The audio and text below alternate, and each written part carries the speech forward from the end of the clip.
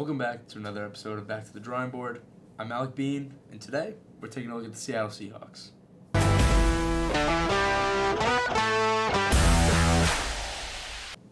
So, the Seahawks are in an interesting position where they can make the playoffs if pieces fall in the right place, teams fall in seeding, other teams do bad down the stretch. However, obviously they do not want to be like this. They want to be a team that can make the playoffs without having to rely on other teams' losses. So with that said, let's take a look at their offseason coming up. Starting with the draft, the Seahawks desperately need both the linebacker and the tight end position. Now, I don't believe this guy is going to follow them. I still think he's a top 5 talent in the draft. However, a lot of mock drafts have this guy falling all the way to the Seahawks into the 20th overall pick due to the high volume of quarterbacks and receivers in this draft, and that's Brock Bowers. Now, if he's on the board, I think the Seahawks should take him. This guy is the best tight end in the draft, arguably one of the best prospects in this draft. You have guys like Caleb Williams, Marvin Harrison Jr., and Brock Bowers is right up there with those big names. He's an all-around tight end that can do pretty much everything. Catch the ball, he can run after catch in traffic, block. He can do anything that you really need a tight end to do. His pro comparison is George Kittle, and I completely agree with that. I think he has the exact same play style as Kittle, and if he emerges into a role like that with a team, then look out, because this guy is going to be a dangerous weapon in this offense.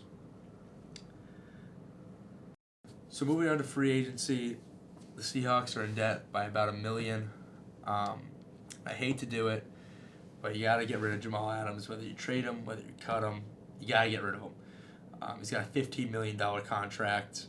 It's way too much to be given a player who's always injured.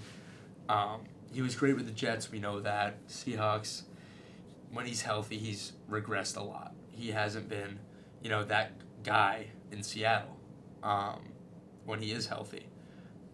So getting rid of him, trading him, cutting him, you got to find a way to get rid of him because you have good depth in that secondary, and you have good depth. You don't need him. So with that, you're gonna cut him or trade him. You're gonna get rid of that $15 million contract. That leaves you with $14 million in cap space. You know what we're gonna do with? I know it's not a lot to play around with, but you know what we're gonna do with it? We're gonna go out and we're gonna get Frankie Louvu from Carolina, a really good linebacker. He's physical. He has led, since 2022 season, he has led all linebackers in sacks. He has 43 pressures in the past 2 years, which at the linebacker position in that scheme they run in Carolina, it's pretty good stats. I think this is a guy that could learn a lot from a guy like Bobby Wagner. If he does learn from Bobby Wagner, like I think he could, this guy is going to be a star in the making.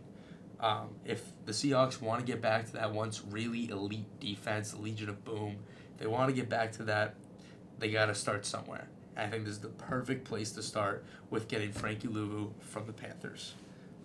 Now, for the coaching staff, they just hired a brand new coach in Mike McDonald.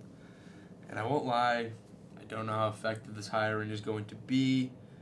It all depends on how he does in his first year. Do I think they should have signed Mike Vrabel? Yes.